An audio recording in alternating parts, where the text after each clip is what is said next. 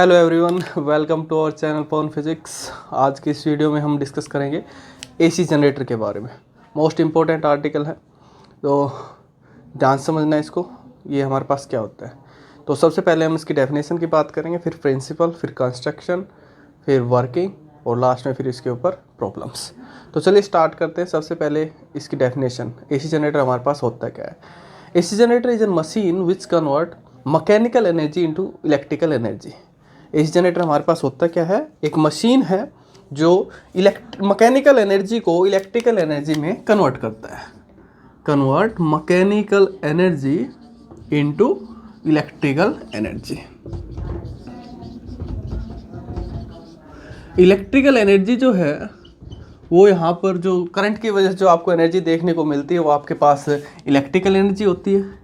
Energy due to current, energy due to current. Mechanical energy जो है वो आपकी किसी फॉर्म में हो सकती है। फॉर एग्जांपल रोटेशनल एनर्जी भी हो सकती है, रोटेशनल एनर्जी भी हो सकती है, पोटेंशियल एनर्जी भी हो सकती है, काइनेटिक एनर्जी भी हो सकती है, किसी फॉर्म में आपके पास हो सकती है। तो ये जो मैकेनिकल एनर्जी जो है इसको किस में कन्वर्ट कर देता है, इलेक्ट्रिकल एनर्जी में कन्वर्ट कर देता है। उस डिवाइस को, उस मशीन को नाम दिया जाता है एसी जनरेटर का। किसने इसको इन्वेंट किया था? निकोला टेस्ला जो साइंटिस्ट थे, इन्होंने इसको इन्वेंट किया था। जिन्होंने एसी अल्टरनेटिंग करंट को डिस्कवर किया था, उन्होंने ही इसको यहाँ पर एसी जनरेटर को डिस्कवर किया था। तो इसको समझने से पहले हमें एसी और डीसी के बारे में पता होना ज़रूरी है। तो पहले उसको थोड़ा सा वो कंसेप्ट देख लेते हैं। एक्चुअली हमारे पास एसी और डीसी क्या होता है, एसी एंड डीसी। एसी जो है, AC stand for alternating current and DC stand for direct current. DC stand for direct current. यहाँ पर जो हम बात कर रहे हैं एसी की बात कर रहे हैं। इलेक्ट्रिकल एनर्जी जो मिलेगी आपको, energy due to current, due to alternating current. Alternating current की हम बात कर रहे हैं, एसी की हम बात कर रहे हैं। एक आपके पास डीसी जनरेटर भी होता है जिसके अंदर आपको इलेक्ट्रिकल एनर्जी मिलती है, वो आपको डायरेक्ट करंट वाली इलेक्ट्रिकल एनर्जी मिलती है। तो डीसी जनरेटर हमारे सिलेबस में नहीं है, हमारे सिलेबस में एसी जनरेटर है, लेकिन इनके बीच में डिफरेंस होना पता होना जरूरी है। एसी और डीसी आपके पास क्या होता है, जैसे ये मान लीजिए आपके पास, अगर मैं टाइम के साथ ग्राफ प्लॉट करना चाहूँ एसी और डीसी का, तो डीसी जो है डायरेक्ट करंट जो है वो एक स्टडी स्टेट करंट है, स्टडी करंट है, कांस्टेंट करंट है, जिसकी वैल्यू जो है वो टाइम के साथ कांस्टेंट रहती है, चेंज नहीं करती है, वेरी नहीं करती है। किसी भी टाइम पे आप देखोगे इसकी वैल्यू आपको कांस्टेंट ही मिलेगी। किसी भी टाइम पे देखोगे इसकी वैल्यू आपको कांस्टेंट मिलेगी। टाइम के साथ जिस करंट की वैल्यू वेरी नहीं करती है उस करंट को हम नाम देते हैं स्टडी करंट या कांस्टेंट करंट या डायरेक्ट करंट। अल्टरनेटिंग करंट क्या होता है? अल्टरनेटिंग करंट के अंदर करंट की वैल्यू टाइम के साथ वेरी करती रहती है। कैसे? अगर मैं इसको दिखाना चाहूँ तो देखिए, ये जो आपके पास करंट है जिसमें इसकी वैल्यू टाइम के साथ वेरी करती रहती है। अलग अलग टाइम पे आप देखोगे इसकी वैल्यू आपको अलग अलग देखने को मिलेगी। T/2 पे अलग, T/4 पे अलग, कैपिटल T पे अलग, 3T/4 पे अलग। तो टाइम के साथ इसकी वैल्यू जो है वो वेरी करती रहती है। तो इसको हम नाम देते हैं टाइम वेरिंग करंट या अल्टरनेटिंग करंट का। तो यहाँ पर जो आपको एसी जनरेटर में जो आपको इलेक्ट्रिकल एनर्जी जो मिलेगी, इसके अंदर जो आपको करंट जो मिलेगा वो टाइम वेरिंग करंट मिलेगा, अल्टरनेटिंग करंट मिलेगा। ओके, तो कंफ्यूजन नहीं रहना अब आपने एसी और डीसी के अंदर। तो AC alternating current, DC direct current.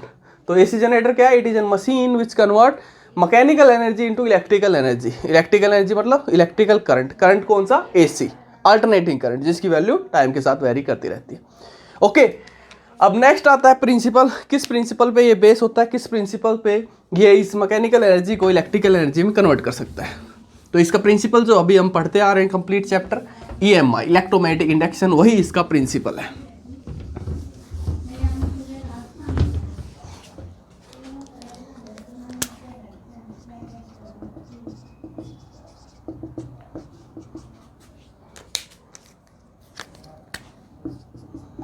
Electromagnetic induction आपने इसको कंप्लीटली डिफाइन करना है, इतना लिख के नहीं छोड़ देना एग्जाम के अंदर। इलेक्ट्रोमैग्नेटिक इंडक्शन होता क्या है? Whenever there is a change in the magnetic flux of the coil then an EMF और current is induced in the coil. जब भी कॉइल के अंदर वहाँ पर मैग्नेटिक फ्लक्स वेरी करेगा तो वहाँ पर EMF इंड्यूस होगी। EMF इंड्यूस होगा मतलब करंट इंड्यूस होगा। तो ये जो फिनोमेना होता है इसको हम नाम देते हैं इलेक्ट्रोमैग्नेटिक इंडक्शन का। यही इसका प्रिंसिपल है। हमने क्या करना है? करंट इंड्यूस करना है। करंट वहाँ पर क्या करना है, उस मैकेनिकल एनर्जी को इलेक्ट्रिकल एनर्जी में कन्वर्ट करना है, करंट में कन्वर्ट करना है।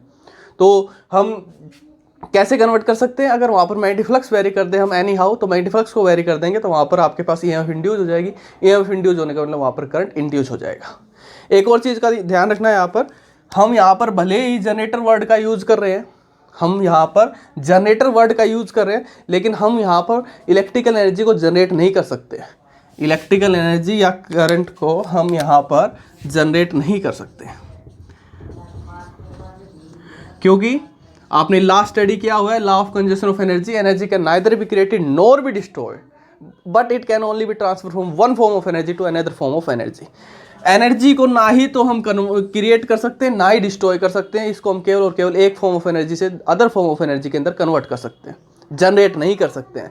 नाम भले यहाँ पर इसका जनरेटर लिख रखा है, लेकिन ये जनरेट नहीं करेगा। इसके नाम के अकॉर्डिंग ये मत लिख देना ऐसी generator device which generate electrical energy, गलत है। नाम भले ही जनरेटर है लेकिन जनरेट नहीं कर सकता ये। हम कोई भी एनर्जी जनरेट कर ही नहीं सकते, हम केवल कन्वर्ट कर सकते हैं एक एनर्जी को अदर फॉर्म में। तो इसका ध्यान रखना आपने, इसमें भी कंफ्यूज नहीं रहना है। ओके, तो इसका प्रिंसिपल हो गया electromagnetic induction, whenever there is variation or change in the magnetic flux of the coil then there is an EMF or current induced in the coil. ये इसका प्रिंसिपल। अब आगे बात करते हैं इसकी कंस्ट्रक्शन की। तो इसके कंस्ट्रक्शन के जो इंपॉर्टेंट पार्ट्स जो हमारे पास वो कौन कौन से, सबसे पहले आपके पास आता है आर्मेचर, ध्यान से इनका रोल स्टडी करेंगे सबका। नेक्स्ट आपके पास आता है फील्ड मैग्नेट्स या स्ट्रॉन्ग मैग्नेट्स। नेक्स्ट आपके पास आता है स्लिप रिंग्स। नेक्स्ट आता है आपके पास कार्बन ब्रेसेस और एक्सल। तो इंपॉर्टेंट जो है इस कंस्ट्रक्शन के पार्ट जो आपके पास वो ये है, armature, magnet, slip rings, carbon braces. Armature क्या है, हम यहाँ पर एक सिंगल कॉइल नहीं लेकर के चलते, कॉइल लेकर के चलते हैं, उसके अंदर large number of turns present होती है। तो वो जो large number of turns present होती है तो वो आपके पास जो पूरा सिस्टम जो तैयार हो जाता है कॉइल्स का, उसको हम आर्मेचर का नाम देते हैं, coils with large number of turns. तो यहाँ पर आपके पास लार्ज नंबर ऑफ टर्न्स के साथ कॉइल्स प्रेजेंट होती है इसके अंदर। तो पहले मैं बना देता हूँ कंस्ट्रक्शन होती कैसे, देखिए। जैसे ये है आपके पास, पहले मैं सिंगल कॉइल से इसको समझने की कोशिश करेंगे, बाद में जनरलाइज करके लार्ज नंबर ऑफ टर्न्स के साथ इसको हम बता देंगे। तो जैसे मान लीजिए आपके पास है कॉइल,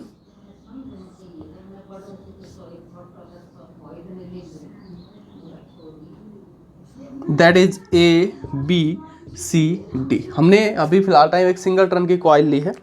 ओके, तो यहाँ पर रेक्टेंगुलर शेप की हमने कॉइल ली है। यहाँ पर आपके पास मैग्नेट है,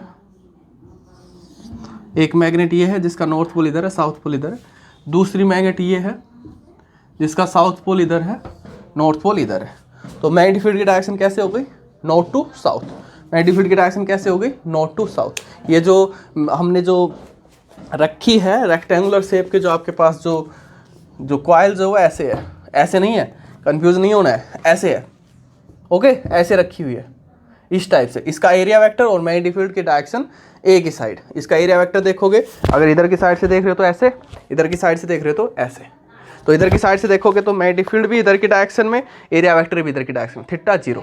इधर की साइड से देखोगे तो एरिया वेक्टर इधर, मैग्नेटिक फील्ड इधर, थीटा 180। Okay, cos 0 1, cos 180 -1। तो ये एक्चुअल में ऐसे रखी हुई है, ऐसे नहीं है, कंफ्यूज नहीं होना है।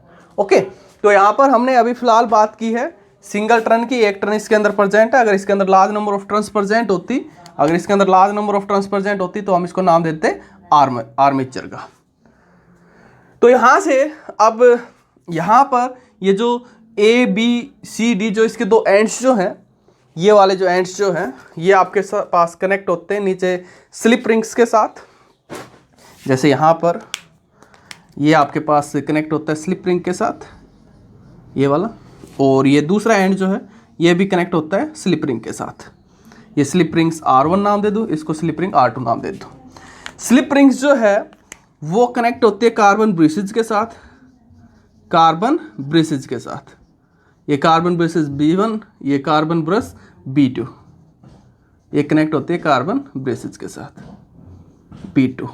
ओके, और यहाँ पर जिसके भी अक्रॉस आपको इलेक्ट्रिसिटी की सप्लाई चाहिए, जिसके भी अक्रॉस आपको इलेक्ट्रिसिटी की सप्लाई चाहिए, वो यहाँ पर जैसे कोई भी आप मान लीजिए कोई भी लोड रेजिस्टेंस जिसके अक्रॉस आपको सप्लाई चाहिए वो यहाँ पर कनेक्ट होता है इनके साथ, इन दोनों कार्बन ब्रशेस के साथ। क्लियर? अभी समझते हैं एक्चुअल में रोल क्या है इनका। यहाँ पर एक एक्सल प्रेजेंट होता है जिसकी हेल्प से हम इस आर्मेचर को रोटेट करते हैं।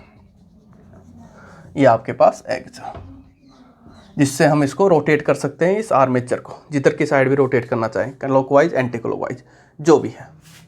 ये आपके पास हो गया मैग्नेटिक फील्ड। अब जो आर्मेचर जो है large number of turns, coils के अंदर लार्ज नंबर ऑफ टर्न्स, वो आपके पास आर्मेचर हो गई। मैग्नेट्स, ये मैग्नेट्स हैं आपके पास जिसकी वजह से आपके मैग्नेटिक फील्ड देखने को मिला है। स्लिप रिंग्स, यहाँ पर ये स्लिप रिंग्स जिसके साथ इस आर्मेचर का एक एंड एक स्लिप रिंग्स R1 के साथ कनेक्ट है, आर्मेचर का दूसरा and CD slip ring R2 के साथ कनेक्ट है। ब्रेसेस, ब्रेसेस यहाँ पर कनेक्ट है, एक ब्रेस B1 R1 के साथ इस स्लिप रिंग के साथ और दूसरी यहाँ इसके साथ। ये जो सिस्टम जो है ये वाला ब्रेसेस जो है वो मूव नहीं करती है। जब हम इस सिस्टम को मूव करते हैं, जब हम इस आर्मेचर को रोटेट करते हैं तो आर्मेचर रोटेट करती है और उस आर्मेचर के साथ ये स्लिप रिंग्स रोटेट करती है। स्लिप रिंग्स इसी के साथ रोटेट करती है लेकिन ब्रेसेस रोटेट नहीं करती है, ब्रेसेस अपनी जगह पे फिक्स रहती है। अब इनका रोल क्या होता है, बारी बारी से इनके रोल को समझिए, कैसे हम इसके अंदर इलेक्ट्रिसिटी जो है वो मैकेनिकल एनर्जी को हम कैसे इलेक्ट्रिसिटी के अंदर कन्वर्ट कर सकते हैं। देखिए, जब मैं इस कॉइल को रोटेट करूँगा, जब मैं इस कॉइल को रोटेट करूँगा, जैसे ये आपके पास कॉइल थी, स्टार्टिंग में जो आपके पास ये कॉइल जो थी रेस्ट पे थी, यहाँ पर मैग्नेट्स थी, मैग्नेटिक फील्ड की डायरेक्शन इधर की साइड नॉर्थ टू साउथ, ये कॉइल ऐसे रखी हुई थी। तो यहाँ से अगर मैं देखता हूँ तो यहाँ पर एरिया वेक्टर और मैग्नेटिक फील्ड के बीच में angle 0 degree cos 0 1, okay, cos 0 1। तो उस केस में यहाँ पर आपको कोई मैग्नेटिक फ्लक्स देखने को नहीं मिलेगा, स्टार्टिंग में रेस्ट के ऊपर कोई वेरिएशन नहीं है। जब मैं इसको रोटेट करूँगा, जब मैं इसको रोटेट करूँगा तो मैं इसको रोटेट करूँगा तो एंगल यहाँ पर चेंज होगा, एंगल चेंज होगा, तो एंगल चेंज होगा तो उसकी वजह से क्या होगा, यहाँ पर ओरिएंटेशन की वजह से यहाँ पर मैग्नेटिक फ्लक्स वेरी करेगा, मैग्नेटिक फ्लक्स वेरी करेगा तो ईएमएफ इंड्यूस होगी। ईएमएफ जो इंड्यूस होगी वो किस डायरेक्शन में इंड्यूस होगी, ईएमएफ इंड्यूस होगी जिसकी वजह से करंट इंड्यूस होगा। तो करंट जो इंड्यूस होगा वो किस डायरेक्शन में इंड्यूस होगा, अब इस चीज़ को जरा ध्यान समझ लीजिए, इसमें बहुत ज़्यादा कन्फ्यूजन रहती है। कैसे? मान लीजिए मैं वो रेक्टेंगुलर कॉइल हूँ जिसको आपने मैग्नेट्स के बीच में रखा हुआ है, एक मैग्नेट इधर है, दूसरी मैग्नेट इधर है, मैग्नेटिक फील्ड की डायरेक्शन ये है नॉर्थ टू साउथ, मैं ऐसे रखा हुआ, मैं रेक्टेंगुलर कॉइल हूँ, मैं ऐसे रखा हुआ हूँ, तो मेरा जो एरिया वेक्टर है वो इधर की साइड, स्टार्टिंग में मैं ऐसे था, ध्यान समझना इस कंसेप्ट को, स्टार्टिंग में मैं ऐसे था, तो इस केस में थीटा 0 डिग्री, इस केस में थीटा 0 डिग्री। तो स्टार्टिंग में मैं ऐसे था, रेस्ट के ऊपर था, कोई वेरिएशन नहीं हो रहा है, कोई वेरिएशन नहीं, मैग्नेटिक फ्लक्स वेरी नहीं कर रहा है, ईएमएफ इंड्यूस नहीं होगी, करंट भी इंड्यूस नहीं होगा। अब आपने क्या किया, अब जरा ध्यान समझ लेना, ये वाला जो फेस है ए बी आर्म, आपने इसको कैसे रखा हुआ था, मेरे को ऐसे रखा हुआ था, ये जो आर्म है मेरी, ये वाले जो हैंड है ये मेरी आर्म ए बी है, ओके, ये जो आर्म है ये मेरी आर्म सी डी है। तो आपने क्या किया, मेरे को रोटेट किया, हाफ रोटेशन किया आपने मेरा।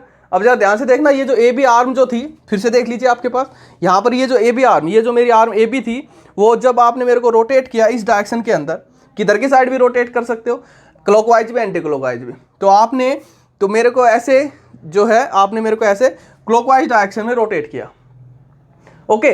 तो क्लॉकवाइज डायरेक्शन में रोटेट किया, तो जो मेरी आर्म ए बी थी, यहाँ पर जो मेरी आर्म ए बी थी वो किधर की साइड जा रही है, अंदर की साइड जा रही है, यहाँ आ गई A B arm, C D arm यहाँ आ गई।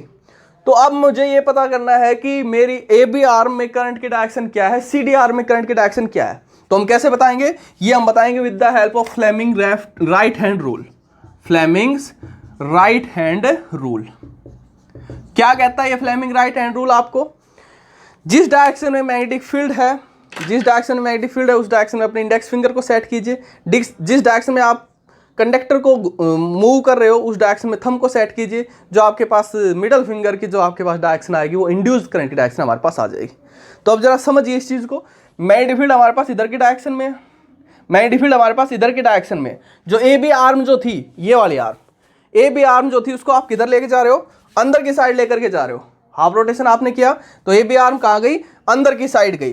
तो आप कंडक्टर को किधर की साइड मूव कर रहे हो, अंदर की साइड मूव कर रहे हो। तो ये हो गई मैग्नेटिक फील्ड की डायरेक्शन इधर की साइड, ये हो गई कंडक्टर के मोशन की डायरेक्शन, थंब अंदर की साइड। करंट किस डायरेक्शन में इंड्यूस होगा, डाउनवर्ड डायरेक्शन में। कौन सी आर्म में, ए बी आर्म में। कौन सी आर्म में? ए बी आर्म में। फिर से सुन लीजिए ध्यान से, जब आपने मेरे को रोटेट किया इस डायरेक्शन के अंदर, एंटी क्लॉकवाइज डायरेक्शन के अंदर, तो ए बी आर्म जो वो पीछे चली गई, ए बी आर्म जो पीछे चली गई, ए बी आर्म पीछे चली गई, तो उसके अंदर करंट जो इंड्यूस हुआ, उसकी डायरेक्शन आपको किधर की डायरेक्शन देखने को मिली? ए बी आर्म के अंदर करंट की डायरेक्शन नीचे की साइड। सी डी के साथ क्या हुआ? सी डी जो थी, अब जरा इसको देखिए, सी डी जो थी पहले आपके पास ये ए बी आर्म थी, सी डी थी, सी डी आर्म अंदर की साइड थी, तो जब आपने ए बी को अंदर की साइड लेकर गए तो सी डी क्या हुई? बाहर की साइड आई। सी डी बाहर की साइड आई, सी डी आर्म बाहर की साइड आई, तो उस केस में इस सी डी आर्म में करंट जो इंड्यूस होगा किस डायरेक्शन में इंड्यूस होगा? फिर से वही फ्लेमिंग राइट हैंड रूल।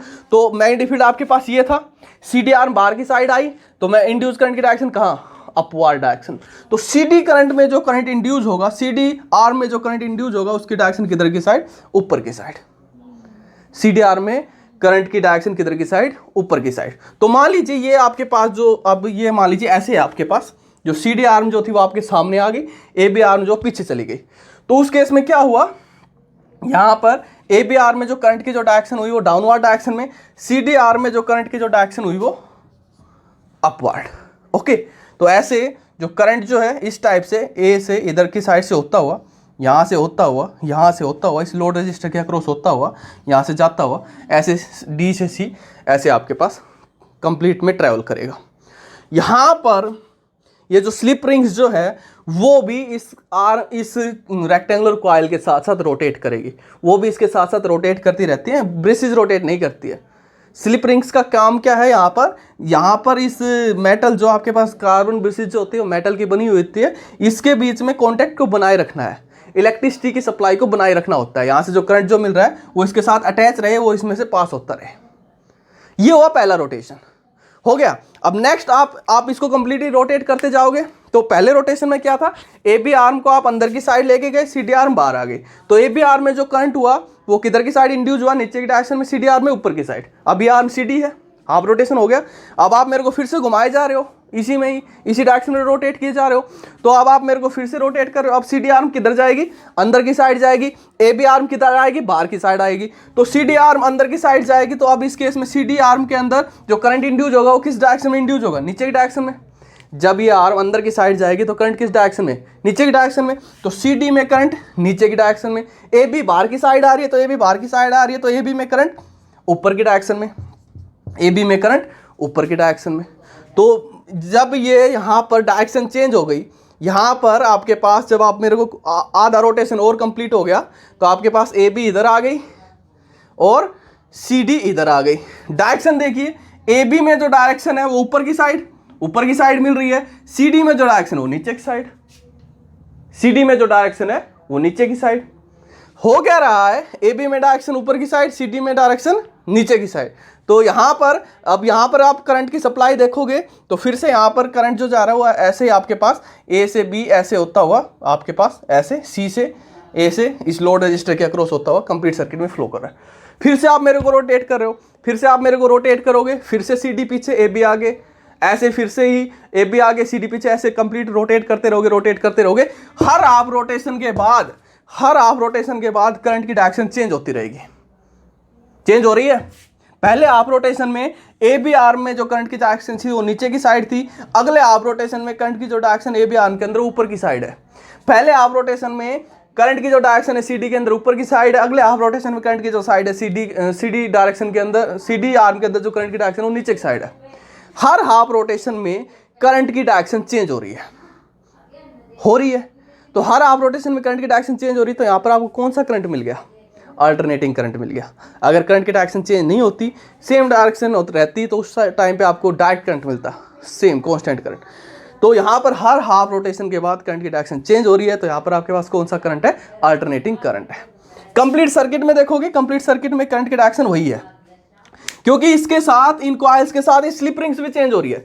जब पहले ये इस चीज़ का भी ध्यान रखना, जब ये आपके पास ए बी आर्म जब पीछे की साइड गई है, तो ये आपकी ये जो स्लिप रिंग जो थी वो R1 यहाँ पर चली जाएगी, और जो स्लिप रिंग R2 जो थी वो यहाँ आ जाएगी।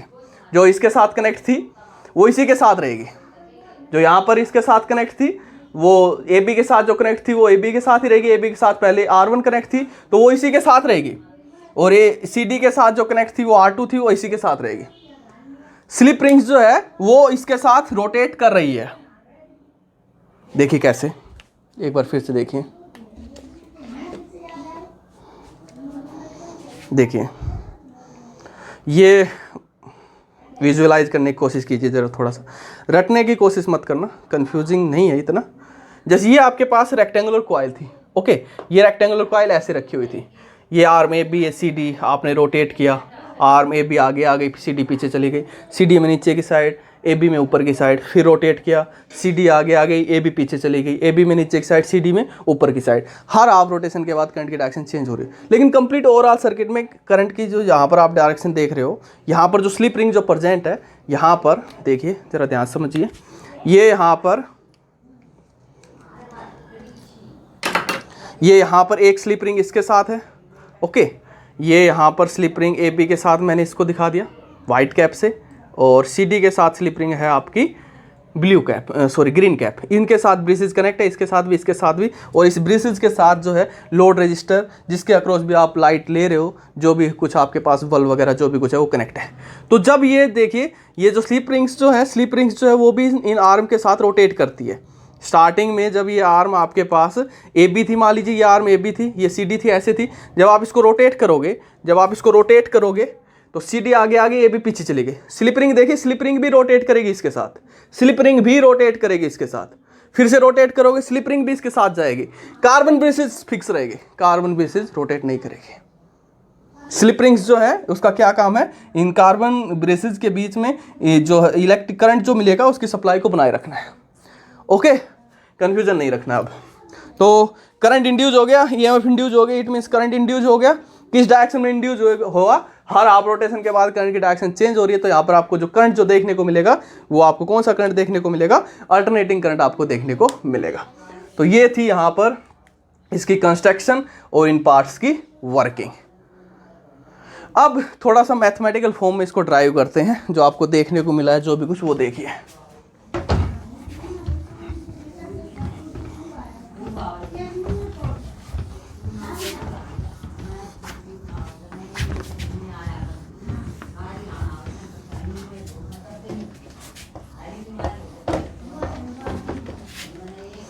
देखिए, अब जो हमें ईएमएफ जो इंड्यूस देखने को मिलती है, E इज इक्वल टू, हमें पता है according to Faraday's law of electromagnetic induction, E is equal to minus d phi b by D t, minus represent only opposition, तो E is equal to d phi b by D t. Phi b किसके equal होगा हमारे पास, b A cos of theta. थीटा यहाँ पर starting में हमारे पास जो थीटा जो था वो कितना था, 0 डिग्री था। एरिया वेक्टर और मैग्नेटिक फील्ड के बीच में एंगल जो था वो कितना था, 0 था। कोस 0 कितना, 1। कोस 0 कितना, 1 स्टार्टिंग के लिए। साथ रखना है, साथ ले लीजिए, क्योंकि ये अब थीटा यहाँ पर वेरी करेगा, थीटा वेरी होगा। तो थीटा वेरी होगा, पहले 0 डिग्री था और 90 डिग्री ऐसे वेरी होगा, तो इसको अब आप साथ ही रखेंगे। तो E is equal to D Y D T of B A cos of theta. अब हम यहाँ पे क्या कर रहे हैं, जो आपने रेक्टेंगुलर कॉइल ली थी वहाँ पर उसका एरिया जो फिक्स है, एरिया वेरी नहीं कर रहा है। मैग्नेटिक फील्ड भी आपने एक बार जो मैग्नेट लगा दी, उनका मैग्नेटिक फील्ड भी वेरी नहीं कर रहे, वो भी फिक्स है। तो ये दोनों तो हो जाएंगे कांस्टेंट, इनको बाहर ले लीजिए।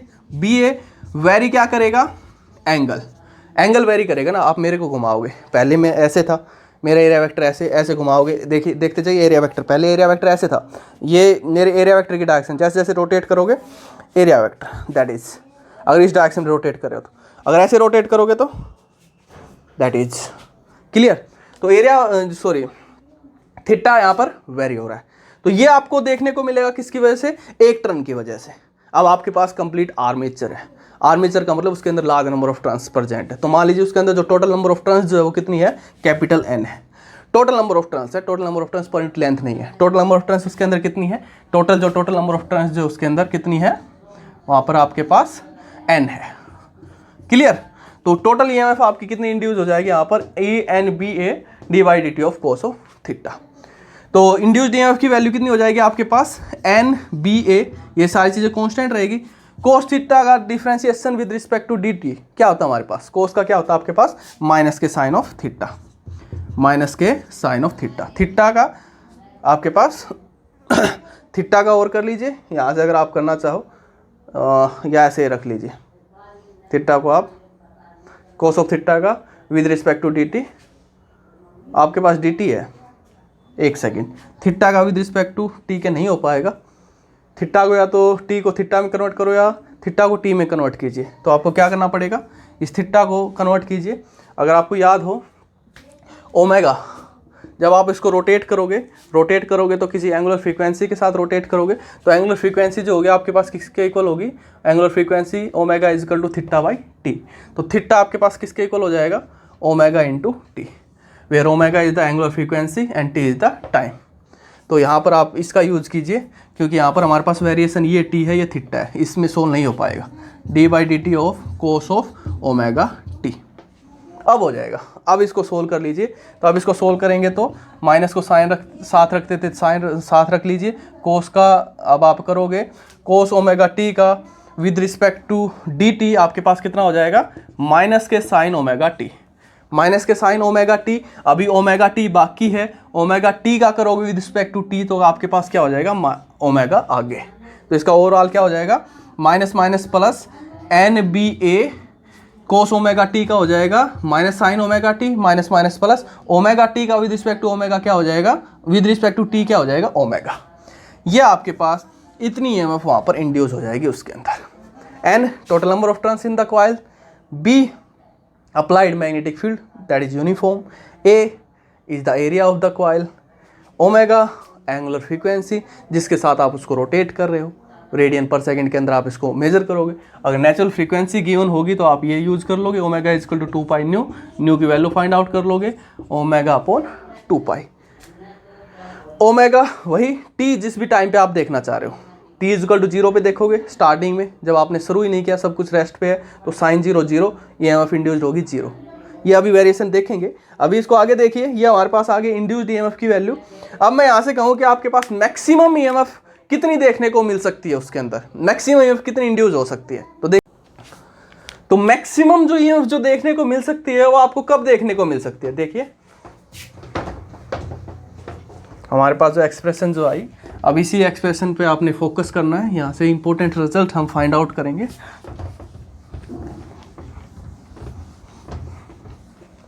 इंड्यूस्ड ईएमएफ की जो वैल्यू जो आई हमारे पास कितनी आई वहाँ पर, E is equal to N B A omega sine omega T. तो देखिए यहाँ पर हमारे पास जो मैक्सिमम ईएमएफ जो देखने को मिल सकती है वो आपको कितनी देखने को मिल सकती है। यहाँ पर ये सारी चीज़ें तो कांस्टेंट है, ये तो वेरी हो नहीं सकती है। आप उसको कांस्टेंट स्पीड के साथ उसको आप उसको घुमा रहे हैं, ओके, इसको वेरी नहीं करना आपने, कांस्टेंट स्पीड के साथ आप उसको रोटेट कर रहे हैं। ये नहीं है झटके मार करके आप उसको रोटेट कर रहे हैं उस एक्सेल्स को, ओके।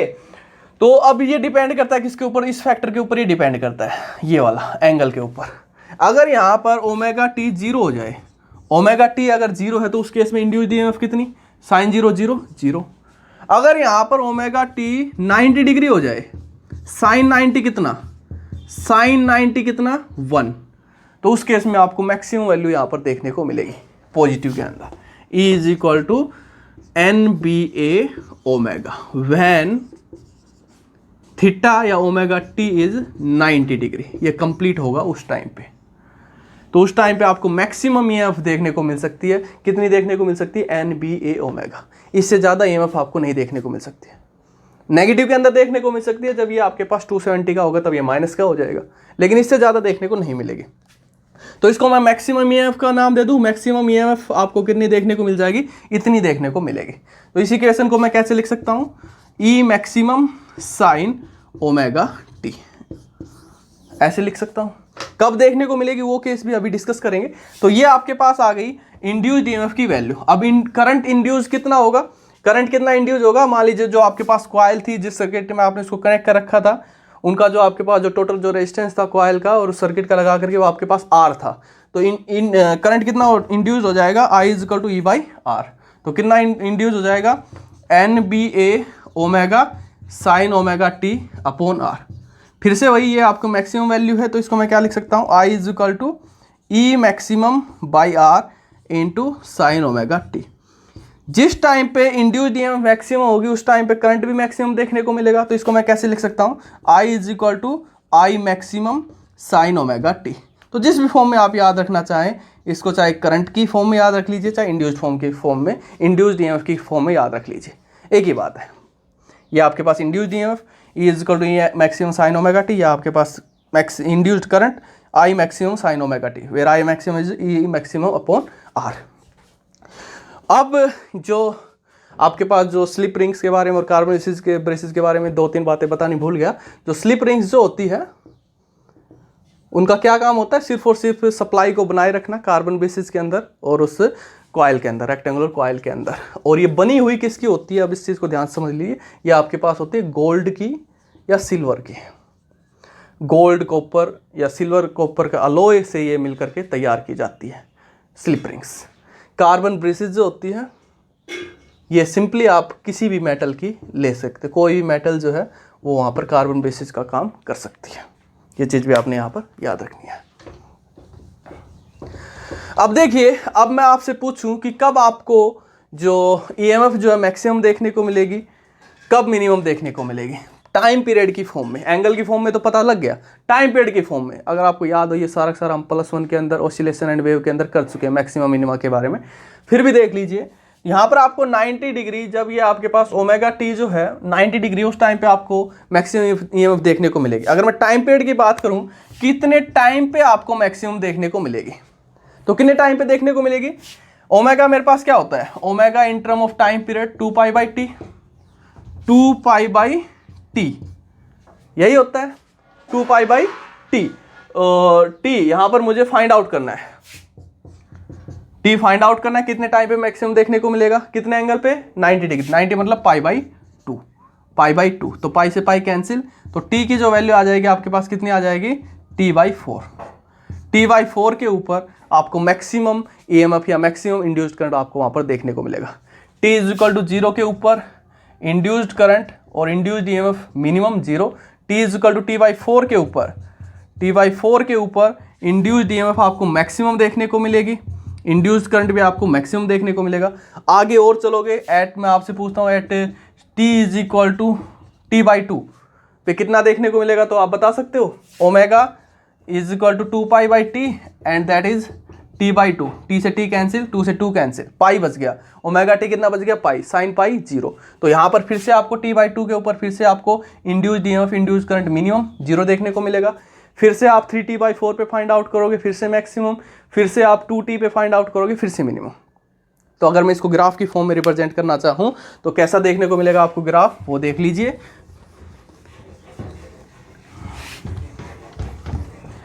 तो यहाँ पर आपको दिखाई दे रहा है टाइम के साथ साथ करंट और ईएमएफ की जो वैल्यू जो है वो चेंज हो रही है, और कुछ इस टाइप की आपको वैल्यू देखने को मिलेगी यहाँ पर।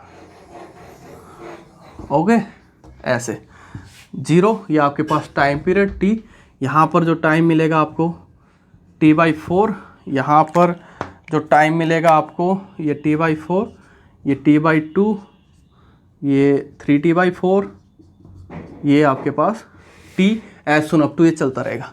यहाँ पर जो आपको मैक्सिमम वैल्यू देखने को मिलेगी, चाहे इंड्यूस्ड ईएमएफ की देख लीजिए चाहे करंट की देख लीजिए, इस पॉइंट पे मैक्सिमम E0 या I0, और यहाँ पर 0 के जब टाइम 0 है, t/2 है, t है, 2t है, तो उस टाइम पे 0 मिनिमम वैल्यू, और जब t/4 है, 3t/4 उस टाइम पे मैक्सिमम, एक टाइम पे पॉजिटिव में एक टाइम पे नेगेटिव में, ये भी तो मैक्सिमम ही है E0 I0।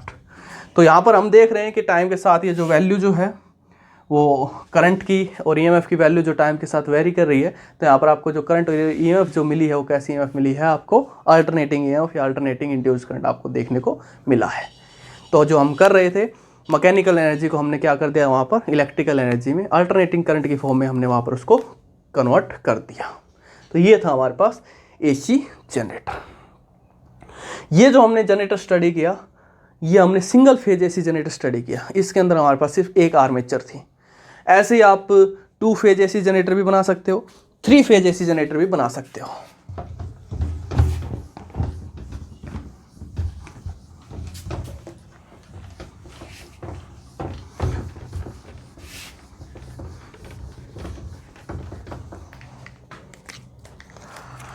हमने जो स्टडी किया वो 1 फेज एसी जनरेटर स्टडी किया। 1 फेज मतलब जिसके अंदर सिर्फ एक आर्मेचर होती है। 2 फेज भी आप बना सकते हो, 3 फेज भी बना सकते हो आप।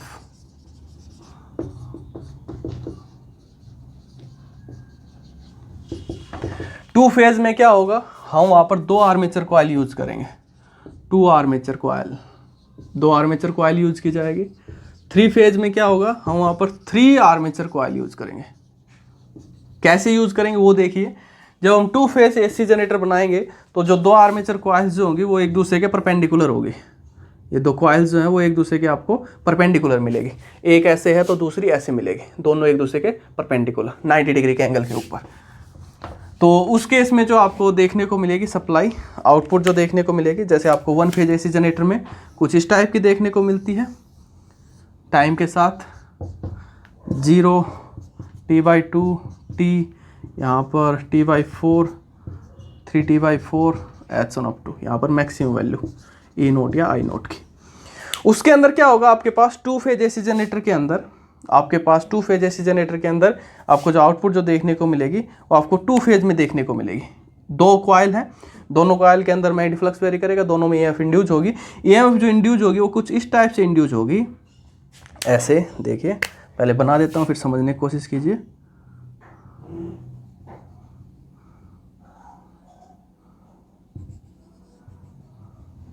जिस टाइम पे एक के अंदर EMF इंड्यूस्ड EMF की वैल्यू मिनिमम होगी, वहाँ पर दूसरी कॉइल के अंदर इंड्यूस्ड EMF की वैल्यू आपको दूसरी कॉइल के अंदर मैक्सिमम देखने को मिलेगी। दूसरी कॉइल की वजह से मैक्सिमम, जैसे यहाँ पर ये आपके पास एक आर्मेचर के लिए दूसरे आर्मेचर के लिए, तो इसकी वजह से यहाँ पर इंड्यूस्ड EMF की वैल्यू 0 है, इंड्यूस्ड करंट की वैल्यू 0 है। दूसरी कॉइल की वजह से वहाँ पर इंड्यूस्ड करंट की वैल्यू, इंड्यूस्ड EMF की वैल्यू मैक्सिमम है। सेम यहाँ पर देखोगे, जब इसकी वजह से यहाँ पर इस आर्मेचर कॉइल की वजह से इंड्यूस्ड करंट, इंड्यूस्ड EMF की वैल्यू 0 हो गई, इसकी वजह से मैक्सिमम हो चुकी है। तो ऐसे ये जो है 90 डिग्री के फेज में चलती रहती है, मतलब एक दूसरे से 90 डिग्री के एंगल पीछे चलती रहती है, आगे पीछे चलती रहती है। जिस टाइम पे एक के अंदर मैक्सिमम दूसरे के अंदर मिनिमम, ऐसे ही एक के अंदर मिनिमम दूसरे के अंदर मैक्सिमम। सेम ऐसे ही थ्री फेज एसी जनरेटर के अंदर तीन आर्मेचर कॉइल यूज करते हैं और तीनों जो है एक दूसरे के 60 डिग्री के एंगल के ऊपर होती है, 60 डिग्री एंगल के ऊपर वहाँ पर अलाइन होती है। तो उस केस में जो आपको आउटपुट देखने को मिलती है वो 60 डिग्री के फेज के अंदर देखने को मिलती है।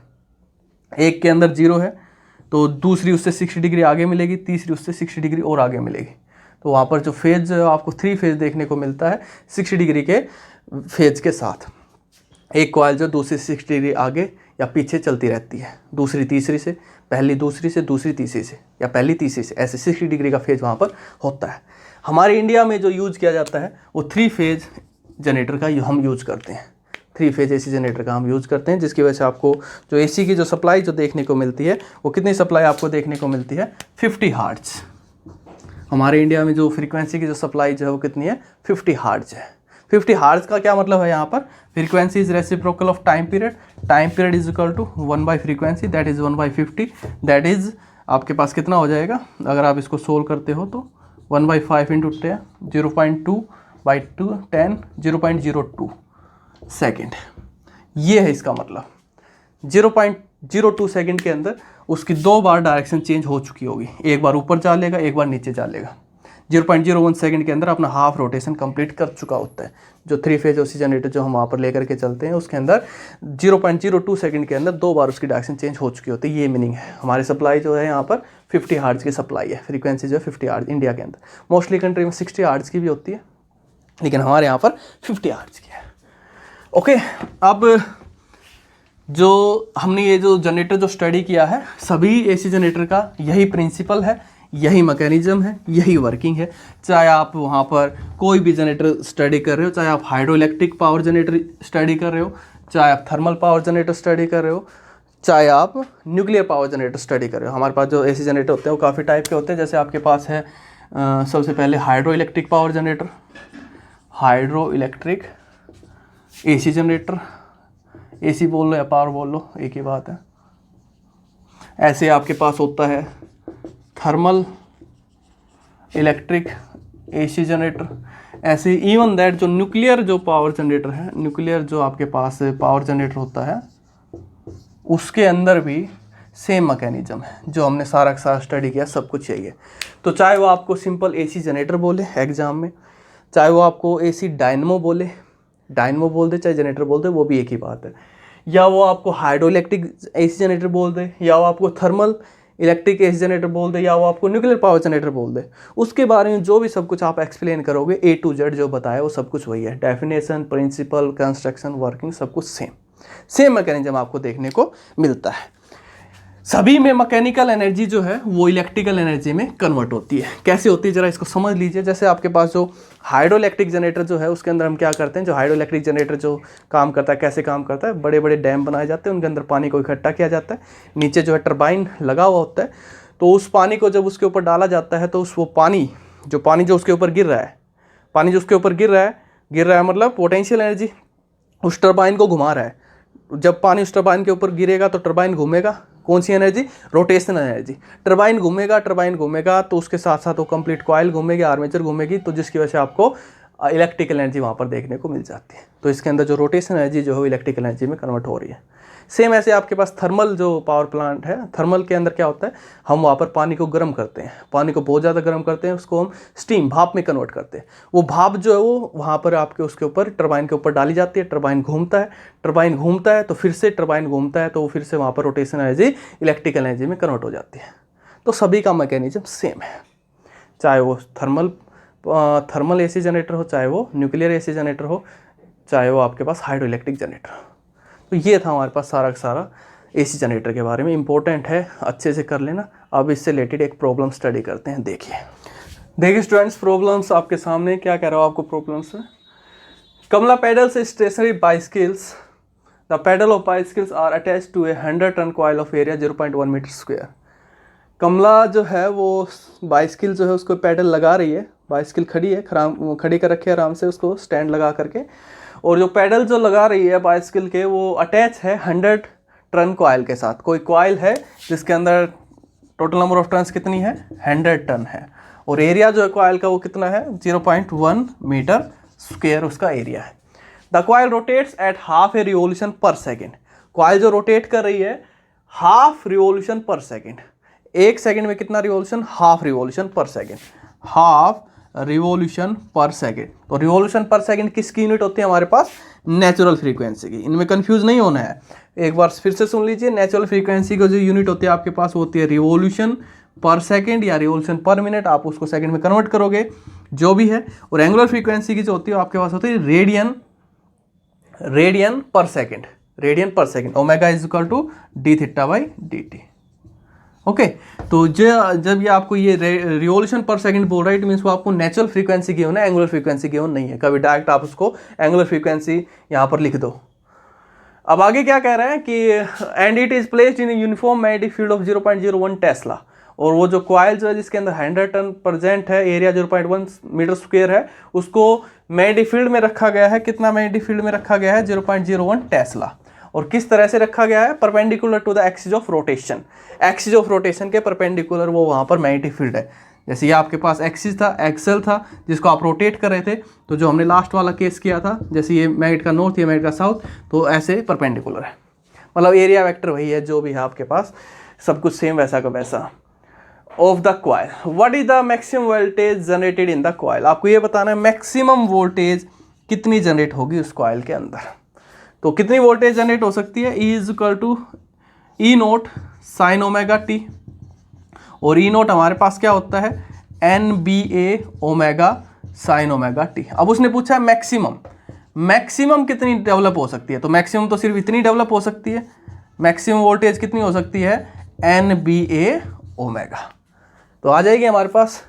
सबको देखिए SI सिस्टम में कन्वर्ट कीजिए। N 100 okay, area okay, revolution पर सेकंड ओके, टेस्ला ओके। तो N है, B है, ओमेगा नहीं है, A है, ओमेगा नहीं है, तो ओमेगा निकाल सकते हैं। ओमेगा इज इक्वल टू क्या होता है आपके पास, 2 पाई न्यू। तो 2 पाई इंटू न्यू कितना है, हाफ रिवॉल्यूशन पर सेकंड, हाफ 0.5 रिवॉल्यूशन पर सेकंड। तो ओमेगा आ गया आपके पास 0.5 इंटू 2, 1 इंटू पाई रेडियन पर सेकंड, ये आपके पास आ गया।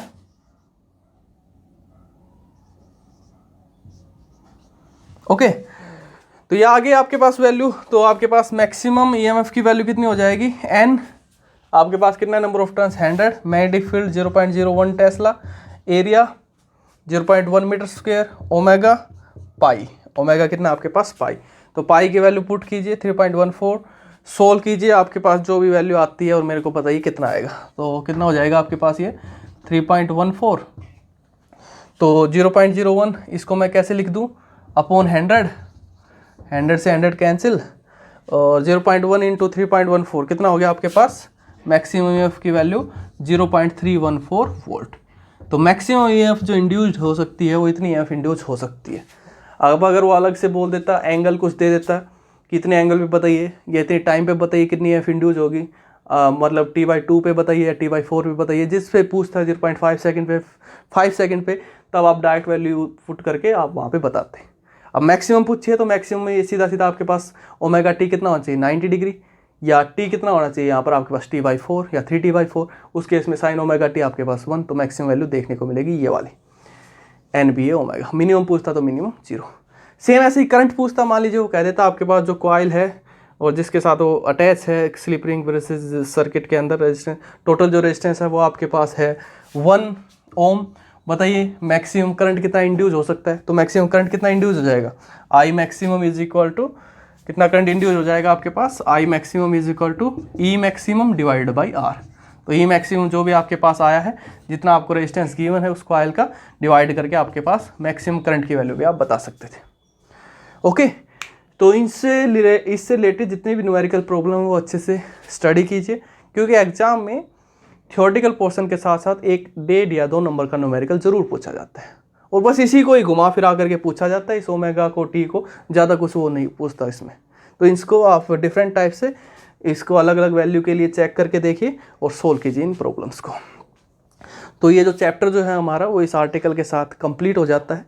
इसके हमारे एनसीईआरटी प्रॉब्लम्स बचती है, अनसोल्व्ड प्रॉब्लम्स, वो हम नेक्स्ट लेक्चर में करेंगे। लेकिन उससे पहले वहाँ पर हमारे पास 2-3 जो प्रॉब्लम जो आएगी उसके अंदर मीन वैल्यू और आरएमएस वैल्यू हमारे पास आएगी करंट और ईएमएफ के लिए, जो हमारे नेक्स्ट चैप्टर के अंदर है। लेकिन उसकी जो 2-3 प्रॉब्लम्स जो है वो, जैसे यहाँ पर आपके पास मैक्सिमम वैल्यू आ गई, उस प्रॉब्लम पूछ लेगा कि इसकी वर्चुअल वैल्यू बताइए या मीन वैल्यू बताइए करंट और ईएमएफ की। तो पहले हम वो 2 टॉपिक करेंगे, वर्चुअल वैल्यू और मीन वैल्यू और एवरेज वैल्यू के लिए, करंट और ईएमएफ के लिए। वो 2 टॉपिक करने के बाद फिर हम जो इसके एनसीईआरटी अनसोल्व्ड प्रॉब्लम है वो हम करेंगे। Okay, thank you.